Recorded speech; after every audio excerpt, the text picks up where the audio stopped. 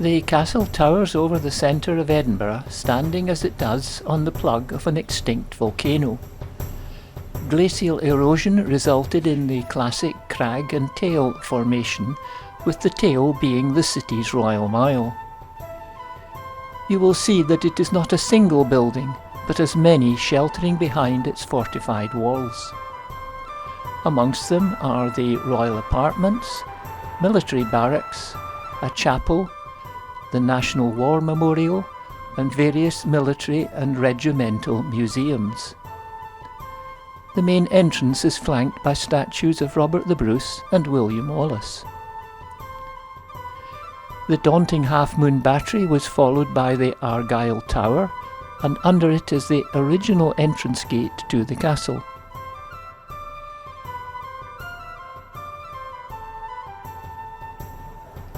The cannons are lined up on the Argyle Battery, which provides the first of several fine viewpoints over the city. Princes Street Gardens are in the foreground, and the River Forth and Fife are in the distance.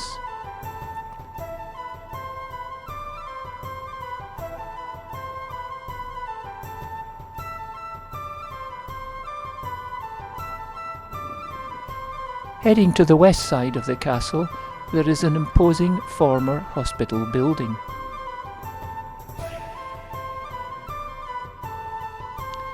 The mounted horseman is Earl Haig, who was a commander in several of the First World War battles, with him rising to the rank of Field Marshal. A parapet beside the hospital square gives views to the west, including down to the Waldorf Astoria Caledonian Hotel. The National War Museum of Scotland is housed around Hospital Square and covers 400 years of Scotland at war. It has displays recognising all three services: Army, Navy and Air Force. There are portraits in dress uniform, depictions of battle scenes, dress accessories, and examples of shoulder plates for volunteer units, plus displays of trophies galore.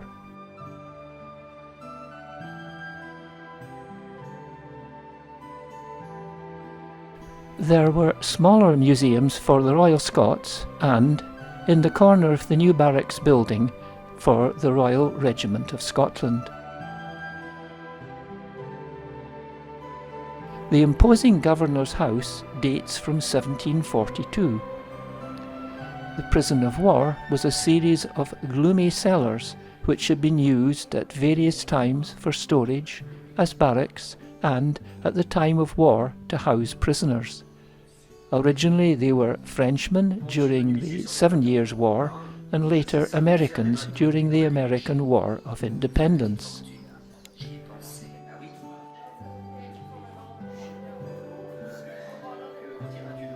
A further regimental museum was for the Royal Scot Dragoon Guards, and, as a mounted regiment, there was recognition of the importance of horses in World War I.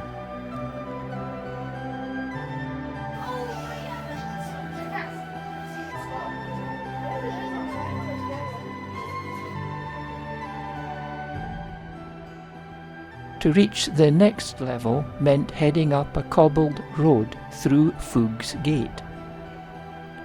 The building on the left is the Whisky and Finest Scottish Food Shop, while on the right is St Margaret's Chapel.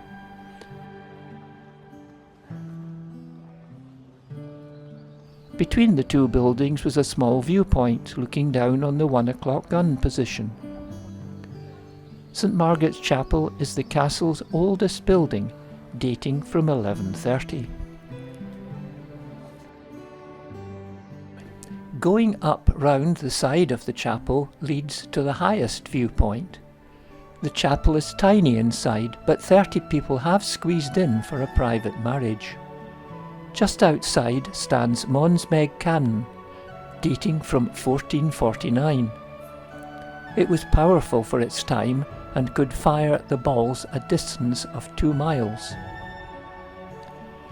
When royalty left the castle in the late 1500s, the chapel was turned into a gunpowder store, and not returned to its original function until centuries later.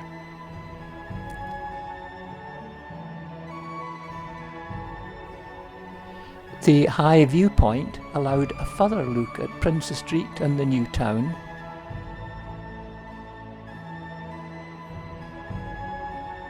Swinging round to the east, the Scott Monument can be seen, and to its right is the Waverley Station, nestling in the east of the valley.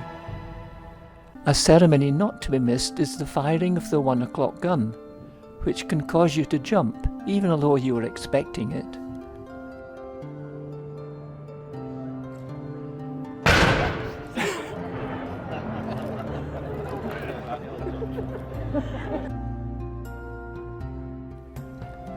After passing the roof of the Argyle Tower, I viewed the gable end of the Scottish National War Museum.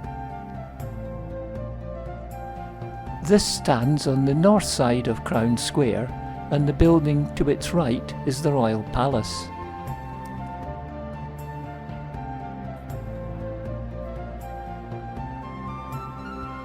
The War Memorial was created in the 1920s to honour the dead of the First World War, and it has been used since to also commemorate those who fell in later conflicts.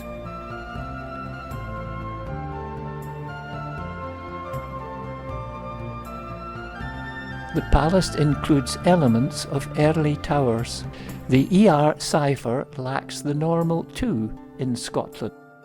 1566 marked the birth of King James VI. The palace houses the honours of Scotland, and when I visited, also the Stone of Destiny. Portraits of Charles I and II. The Lake Hall of the palace and its fine ceiling.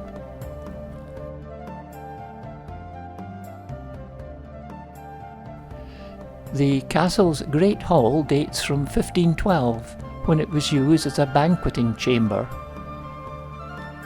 It houses a large collection of military arms. Major renovations carried out in 1886 included the hooded fireplace and the Gothic entrance screen.